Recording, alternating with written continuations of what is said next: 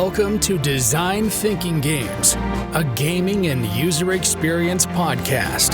Card-carrying UXers Tim Broadwater and Michael Schofield examine the player experience of board games, pen and paper role-playing games, live-action games, and video games. Play through the backlog on your podcatcher of choice and on the web at designthinkinggames.com.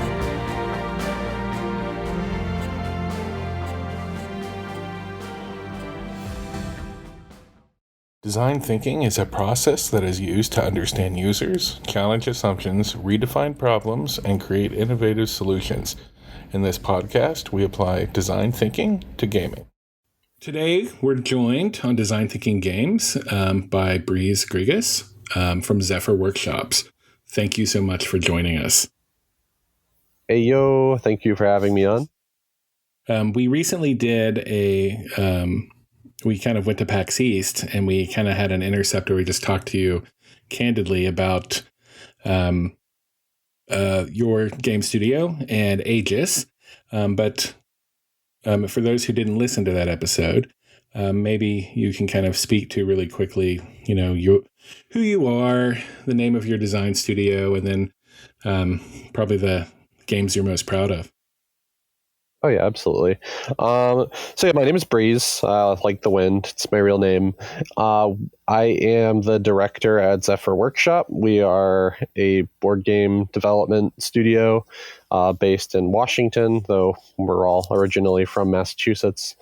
And our flagship sort of game is Aegis, Combining Robots. It is a tactics game about... you have a team of 5 robots. You fight against your opponent's team of 5 robots. You can combine smaller robots together into bigger robots. And there's a lot of content in the box. It was basically made to be a faster, more accessible, more affordable version of the more popular war games in the genre. We've been doing that game for a while. We kickstarted in 2018, and then we published it. We kickstarted in 2017, published it in 2018, 2019. We sold through all of it right on time for the pandemic. And then during that, we have been working on a whole bunch of new stuff. Oh, nice. So, and when I talked to you, or when we talked to you at PAX East, you were working on the second edition. Yep. So yeah, we are making the first box of Aegis had 100 playable robots in it. And then we're doing a second box called Second Ignition, which is its own standalone game, but it's cross-compatible with the first box. So it's basically like an LCG type model that we're going for. Is when we get a third box and a fourth box, and you'll be able to play all of them on their own, but also they'll all be cross-compatible with one another. And so that's what we spent most of the pandemic kind of doing and finishing up. And we're going to throw it up on Kickstarter soon, along with reprinting the first game. And so they work together or separately, correct? Yeah, they work together and separately. You can own one without the other, but together they make each other better. Yeah, I know that I've been talking to you, and I've been trying to get a hold of the original one, and it's kind of hard to get a hold of because it's you'd have to get it on eBay or Facebook Marketplace or something. But I'm glad to hear that you're also reprinting it. Is that going to be rolled up in the Kickstarter as well, or just kind of will happen? Yeah, that'll be rolled up. It'll all be rolled up in the same Kickstarter. That was actually news to me when you said you couldn't find a copy. I'm like, no way. There's always It's a good problem to have, though. Yeah. Yeah. The Board Game Geek marketplace is empty. eBay is empty. I couldn't find any on Amazon. So I guess our game is just now very hard to find. Collectible status. Yeah. Exclusivity. There you go. Right. It's still available up on Tabletop Sim, though, which is honestly where most of our regular players play it anyway. Nice. So that's always an option. Is the experience dramatictically different without the box that's just jacked full of all those pieces? I imagine that did it map really well to Sim? It It's like, it's better and worse, like in some areas. It's never like a perfect one-for-one thing. Like the game actually looks different in Tabletop Sim than like real life. It has standees, but in Tabletop Sim we use tiles because you look at it from the top down. And the Tabletop Sim helps with setup. We have a whole bunch of automated things where you can just hit a button and it'll poop out a robot team for you, and like it'll set up the board and take out all appropriate things with like really quickly. Yeah. Not that the real life game doesn't really have that bad of a setup either, but you still have to like hunt and peck for some like your appropriate cards and pieces sometimes. So Tabletop Sim makes that easier, and then Tabletop Sim's like playing a board game with oven mitts on, so it makes it a little bit longer and more cumbersome. So you give and you take. I'm a kid of the 80s, and I love Voltron and, Transformers, and combining robots is amazing. I'm just kind of wondering about the inspiration for this game, like where it came up with, and can you speak to how it came into existence? I used to go to Blockbuster as a kid and rent the same Voltron Transformers and like Starvengers VHSs over and over. And because of that, I now do this instead of being a doctor. So yeah, I watched a lot of cartoons, and then I kind of like that ended up like shaping its way into, I guess, my career. Were you going to be a doctor then, and then kind of? No, not at all. I love the idea that there's a trajectory of like however you spent your early days in Blockbuster is what you ended up in your real life. Oh, absolutely. I mean, I think that's how it works. I could have worked on real robots at Boston Dynamics, but then I watched one too many cartoons one day that obviously flung me into the starving artist orbit. Different timeline. That's how it happens. Yeah, right.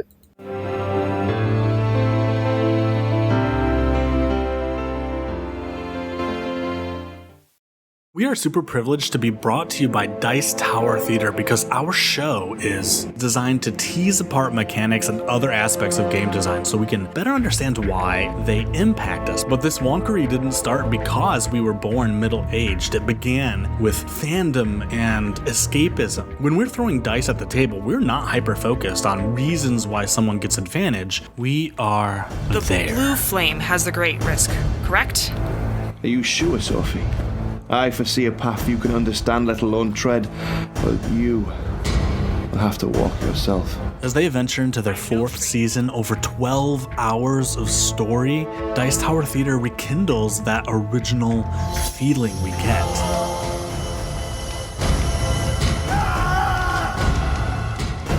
Are your minds made up too? Then step into the room behind me, adventurous. I wish you find what you seek and can heal your world.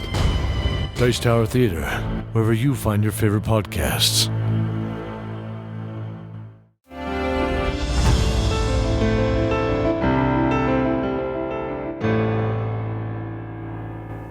Well, so like starving artist thing. I mean, we talk, because like we're super into like the indie space, especially like kind of like the really new. We feel like over the pandemic, like there's been a whole like influx of like solo people like getting into like creating their own like TTRPG. Like this like creator spaces, really getting like flushed. But like I feel like my bias was like, oh yeah, we're talking to like another person, but you kept on saying like, oh, like we and I'm the director of. But so at some point you like actually formed like a is there like you have a team? What's that like? Oh yeah, so it's me and my friends out of college formed this company. Awesome. If you actually look at if you ever see like the credits for the first Aegis box, there's like 70 people in the credits because there's the first Aegis box was in development for like 6 years because we didn't know what we were doing. And so I went through like this whole saga of just like on off, like just we self-published it, then we went through another publisher, and then we self-published it again for realsies the second time, and then but yeah, so currently like the team's like 4 people, 5 people, and also not only that, we have like a bunch of new artists that I've been working with the last couple of years on the new box too. So there's still, I still do a good vast majority of like the actual like game production stuff. For the first box, I actually did most of the art too, but now I don't have to do that anymore. So I got to hire artists, and now I can just be the art director. But yeah, no, it's cool. I wish I had more people and I divvied out my workload better, but it's also still better than being completely solo, because that would become utterly impossible to make a game of our scale as one person. Oh yeah, totally. How long were you kind of interested in gaming, not specifically tabletop board gaming or, in general? And then can you speak to how did you even get interested or think about like you could make a game and started to do it, and how did that happen? Well, so I guess it started like I was in high school, and then I decided to go to a game design college because there was a little thing tacked onto the guidance counselor's wall. And then I applied and I got in because my college had no standards whatsoever. And then I ended up doing pretty well there. So Aegis actually started as a senior capstone project in my final year of school, or actually in my final semester of my final year of school. Aegis was our like senior project. But yeah, I guess I've always wanted to like make games. I didn't know really. I originally went into college to do character art for games, but I always just kind of knew I wanted to make things. So yeah, went to school, screwed around for 3.5 years, and then made this in the last semester through like the pretty chaotic process. And then when I started this game, I actually had very little experience in tabletop gaming. I played Magic, and like I knew all the rudimentaries of mainstream board games, but I did not know anything. Actually, my friend described to me. He was a big Warhammer enthusiast. So one day I'm just like, tell me everything about Warhammer. I just need to know how it works, because we were on this project together, and I was like, okay, I just need to know how does Warhammer work? And he explains. He gets in front of the whiteboard. He tells me everything. Yeah. For our audience, how does Warhammer work? And go. Not enough time in the day. So I came from a background. I played lots of handheld like strategy games, like a Fire Emblem and Advance Wars, which are very, very streamlined, single digit numbers. Everything's very intuitive. And then I got explained Warhammer, which there's like 1 million different units. There's a bunch of different factions that contain those units. Every unit has its own textbook-sized book that explains how the faction works, and those books change over time. And the actual process of setting up the game and playing the game is like a 4-hour process. And I couldn't actually, and you measure it all with a ruler. And I actually just couldn't, at that point, I had no familiarity, so I couldn't even believe what I was hearing. It's just like, what if I just want to put dudes on a map and move them, and we take turns and we shoot at each other? What is this this arcane process? Warhammer's for dummies. Yeah, that's literally Warhammer. Oh my god. So you got paired with a person who loved Warhammer, and when you were coming up with a game idea together, that's what this conversation kind of came from then. Yeah, so he was telling me about this. I'm like, the entire time I'm like thinking, how can we streamline this? How can I make this simpler and actually be able to make it as an idiot student who didn't know what they were doing. So that's where kind of Aegis came from. It just like, it all hit me in like a day.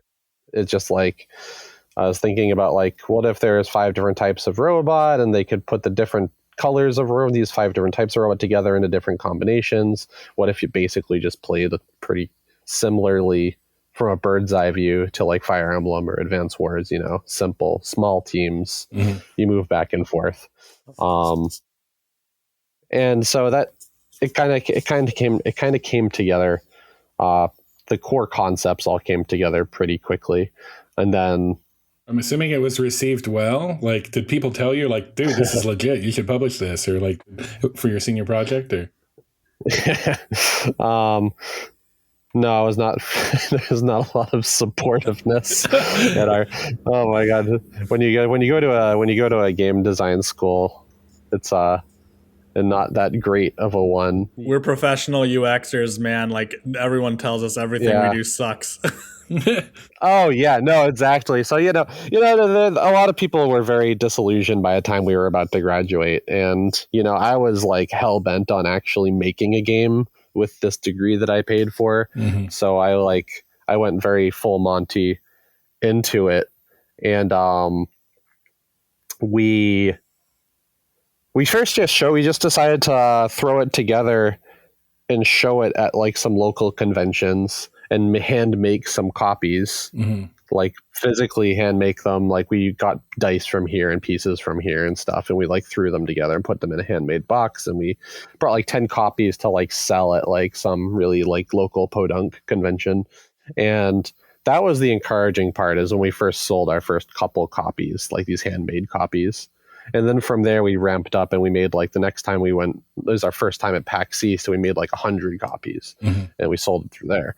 And then from there we got the attention of a publisher, and we signed on with them, and we kind of like spun our wheels with them for a while. But through working with them, we learned everything about the board game industry. We went to like Gen Con for the first time, and like all these other major conventions we got shipped around to, and like the whole process of using InDesign, like Adobe InDesign, to like make our cards instead of manually making everything in Photoshop, like mail merging them all and templates and all that kind of stuff. Oh yeah. So we went through like a crash when we were working with our publisher. We went through like a crash course on how to actually functionally make a board game and ship it and market it and stuff like that. So even though like we didn't end up going through that publisher ultimately and publishing the game through them, we learned a lot.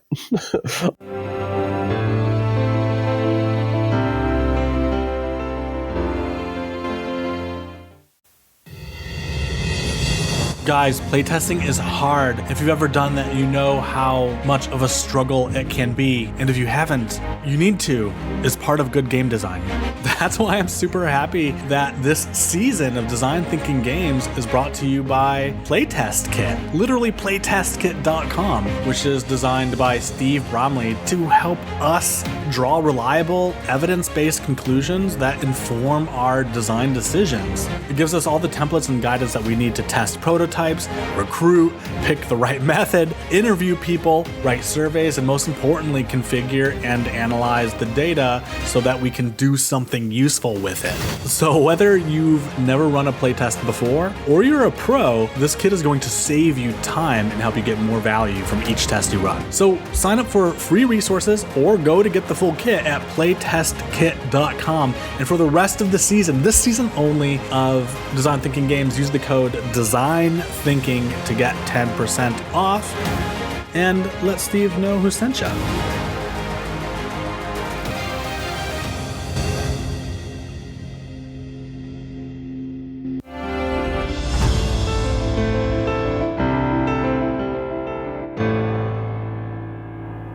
So before you took it, so when you sold your first version, like where you kind of built it yourself and at a local con, like before that, I guess I'm wondering, one thing that we'd like to know as it relates to kind of to the theme of our podcast is like, how did you handle playtesting? Like, how did you refine the game? Was that all done in school, or is it kind of post, have you, even after the first version you sold or up to it? I mean, are you always tweaking and testing the game, or can you speak to that? Oh my God. Yeah, no. So when we were starting out, like I said, we didn't know what we were doing. So, ignorance is bliss because you were uninhibited by knowledge.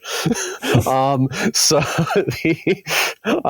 when we first made the game, we put it out, like we made the first little initial copies, that wasn't play tested. Like we play tested it. So nothing was theoretically broken, but was it balanced? No, not really.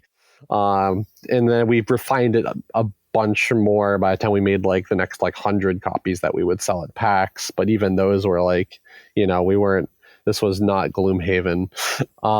So this is not, because like we were just thinking like, well, if we look at the cards and we think about how they work, that's obviously a form of balancing the game. It's not. Don't do that. So we just, without worrying about it too much, we just, we threw the cards together. We made the rule book as decent as it could be, and actually I'm very proud of our original rule book. I made that in Photoshop, 40 pages, and the game was playable and decent, and some things were degenerate, and like our card designs could have looked better, and whatever. But through selling those, we learned stuff, and like a lot of play testing actually came while we were demoing at events, because there's no better type of testing for your product than showing it to total randos and just having them try it out and play it with you, and you'll figure out which things work and don't work very rapidly. And that's actually where a lot of our Aegis play testing in general got done in subsequent years, as we just went to a lot of conventions, and all the way up until we published the actual final version of the game in like 2018. We were adjusting and changing things and refining things based on feedback and questions people had and things like that. Yeah, I think that's, I guess I'm wondering, like, when I was at PAX, some people were admitting like, hey, we're still alpha testing, we're still play testing, that's why we're here. Where other people are like, no, we got the game, we're ready we want to let people know about it. Where other people were building hype for like Kickstarters or like backer, And so I was kind of curious, because it seems to be also like you said, a great place to where you can, actually interact with your players and two birds, one stone, promote it, but also play test it simultaneously. Yep. And that's exactly what we were doing at PAX East this year. Like Aegis 2 is in like a pretty good state, because we were playtesting it online all throughout the pandemic, but nothing beats just you go to a 4-day convention and you play the game 100 times like across 4 days. Mm-hmm. So we were whipping out the Sharpie and changing numbers and stuff, and just really catching things that we hadn't caught before. Luckily all the core things are still looking pretty good, but when it comes to just like really seeing the big picture of like what should our average numbers look like, is the game length too long or too short, that's when you can start to really see it when you go to a convention. I kind of want to ask, because some people that we kind of talk to do it all through Tabletop Simulator, and they're just like, hey, we had to do all of our playtesting that way. And then other people go to things like Protospiel, which is like a conference for playtesting specifically. And just wondering if was that part of your strategy, or, It's you get different information from different types of playtests. Online playtests are still good for like measuring, do my rules work? Are things intuitive? But you don't really know if your board game works or not until you're playing it a lot in real life, because things that are easy and digital might just get lost on you in real life, or vice versa. Mm-hmm. Like setting up a board, like you were talking about. Setting up the board. Is it easy to parse something when it's all splayed in front of you, like on a real physical table? How often are you reaching your arm over people to touch and grab things? Things that just don't matter digitally, because you can like zoom in and out and things like that. So knowing how usable, like physically usable your game is, and how long the actual game time is or something, those are things that you can only find out in real life. We still try to do like both. We do a lot of our like intensive balance testing with like our diehard fans in our Discord online, because that's where we're going to get like the walls of text feedback about why this mechanic should do this instead of that. Yeah, totally. PAX feedback is actually a lot more like, why are our average games 10 minutes longer than we think they should be? What mechanics are slowing the game down? Is something too complicated? Are attacks not doing enough damage? Is stuff, things like that. That's stuff that we really didn't actually notice until we started throwing it into conventions again at Unplugged and East.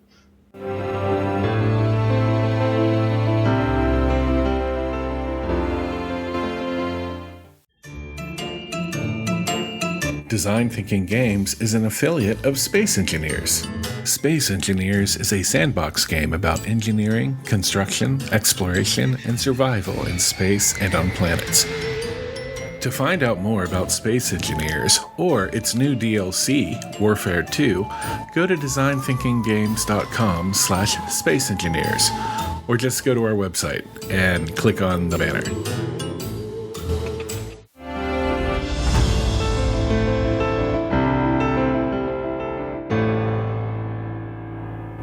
To your point, a better product comes out of observing people use it, and but I'm kind of curious. I don't know how many people talk about this. What kind of emotional gut punch is it to receive some sort of critique or feedback, or is that not really is that less of a thing in the gaming playtester community than it is in Yeah, because I think in UX, you definitely can something like, oh my God, I didn't even consider that. Or or really something happens to where you're like, oh. And one of the things we do with my team is train them to not get emotionally attached to the critique, right? Because there's a lot at stake, but we have to train people to not get destroyed and take that home with them. What's that like? What's that like receiving kind of the negative feedback, or is that negative feedback always couched in a good way because the community is good? So getting negative feedback is actually awesome, because the worst kind of feedback is just utter indifference. So if if people really feel strongly about something, that at least gives you something to home in on to figure out what's what's going on here. That's why we don't get a lot of it, mainly because we make niche games, and so people who hate it usually would never sit down to play it to begin with. Yeah. So it's weird. Our Saturday morning cartoon robot game has a filter. So it'll literally filter people out, where if they don't want to play this tactical dice rolly cartoon game, that immediately kind of cuts out a lot of people who would normally not play the game to begin with. And then from there we'll get, so it's an interesting feedback bias that we get. Most of the feedback that we'll get is from people who would like the game and would play the game anyway. But we do miss out on feedback, more general audience feedback. We don't know why somebody looks at our poster and just doesn't register in their brain and they walk by it, or maybe they don't like it or something. What's wrong with you? You don't like giant robots? What is that? Yeah, right. God. The problem is clearly with you, player. Yeah, it's true. I was gonna say we have this big poster that we made for PAX Unplugged that has 1 million characters all over. It's very loud and very dense, and it's almost it's like a kryptonite that chases away people I don't want to talk to anyway. But if you we try to make the game as we try to fulfill the promise that the game shows you with its art, right? So if you look at this game, our game is a dense, colorful thing, and so if you like the poster, you'll probably be inclined to enjoy the game, and if you don't like the poster, you probably won't like the game. Awesome. That's cool. To Mike's point, so we both do UX in digital products or software, and kind of the podcast is the UX of gaming, or the player experience, or PX, or whatever people want to call it, right? And it's interesting to hear you say that the worst feedback you can get is meh, meh. Oh yeah. Well, you definitely want to get more than that, but then also, if there are people that are game designers and we're putting games out there, but they're really not getting feedback from players at all, Do you have any thoughts about just the playtesting experience as it relates to that? You have to move past being defensive or arguing against people who have feedback on your game because you like the idea that you put in, and you also have to like. It also matters what kind of playtesters and feedback you're getting too. I mean, it's very easy to brush off certain kinds of feedback, even though like you shouldn't. Like I say, like if somebody like sat down and they're like, I hate this kind of game, I'm gonna play anyway because like my friend wants to play it. I'm like, okay, cool. Well, I would still like your feedback at the end, regardless, so I can actually get some insight into the mind of somebody who, because when you release a board game, there will be people who don't like your game who will end up being forced to play it because somebody else wants to play it, because that's just the reality of board games. But I don't know. I think you should always listen to all feedback, but you should also consider where it's coming from. Not all feedback is equal. It comes from different perspectives and from different types of players, and you have to still, while taking that into account, you have to also try to remember what your game is. You don't have to like remodel your whole product to appeal to somebody who probably will never like it, but it's still really useful to understand how your game is perceived by the people.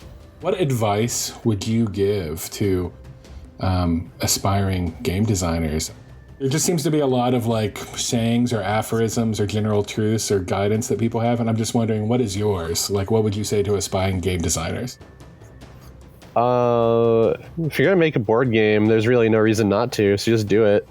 It's like the easiest thing to do because you can just take out a bunch of note cards and a pen, and bam, 5 minutes later you can have a board game that probably sucks, but you can play it.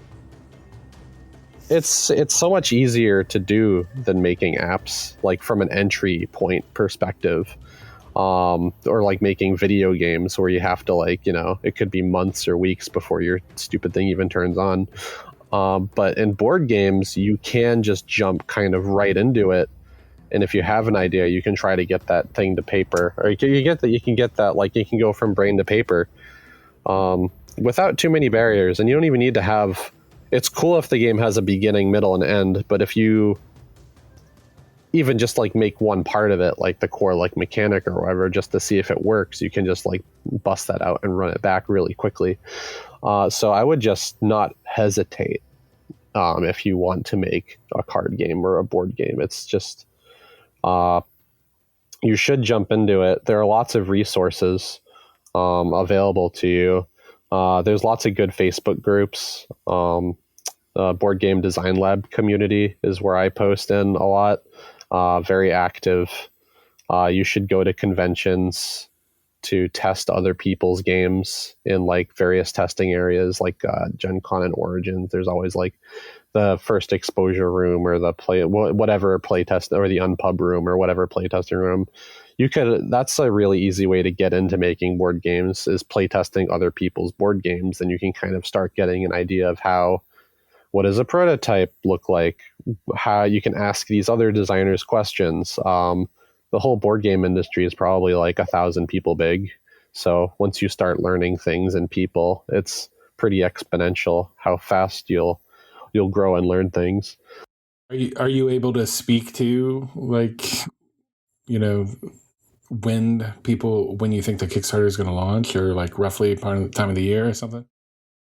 Soon as possible. We're literally at the mode where like I just need to finish the Kickstarter page. We have the preview page up right now. You can find it. You can find the Aegis season. It's called Aegis 2 or Aegis Season 2 or Aegis Second Ignition. It's all the same thing. But you can find it up if you search for it. We have a couple hundred subscribers on it on the Kickstarter page already. So just go there and hit the remind me button, and then you will get a ding when we kickstart. I am already a subscriber because I love games that are 6-player games. They're kind of hard to find. Mm-hmm.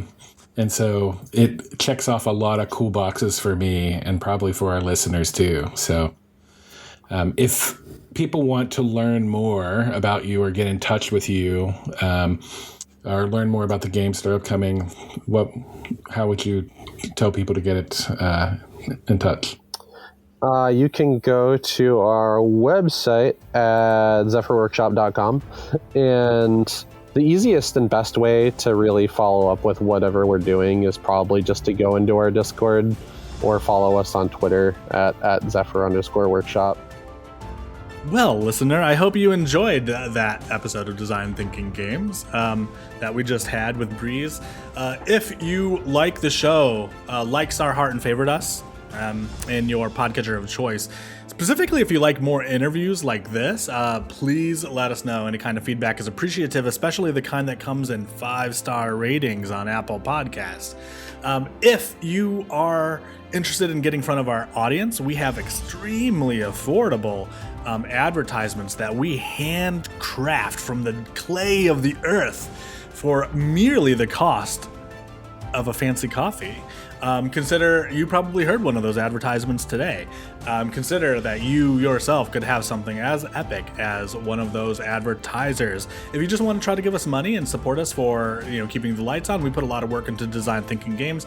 Patreon.com/Design Thinking Games is your place to go. We have delightful tiers that are named after the original Wolfenstein classic, Wolfenstein, and if you can't afford it or you don't want to afford it, every other week, thereabouts, every 3 weeks, we have a show for you on all the podcatchers of choice. That's it. Voltron assemble! Thank you for listening to the Design Thinking Games podcast. You only have so much time, and it means a lot you shared it with us. To connect with your hosts, Michael or Tim, visit Design Thinking Games on TikTok, Twitch, and Twitter. DMs are open. You can also check out designthinkinggames.com, where you can request topics, ask questions, or see what else is going on. Until next time, game on.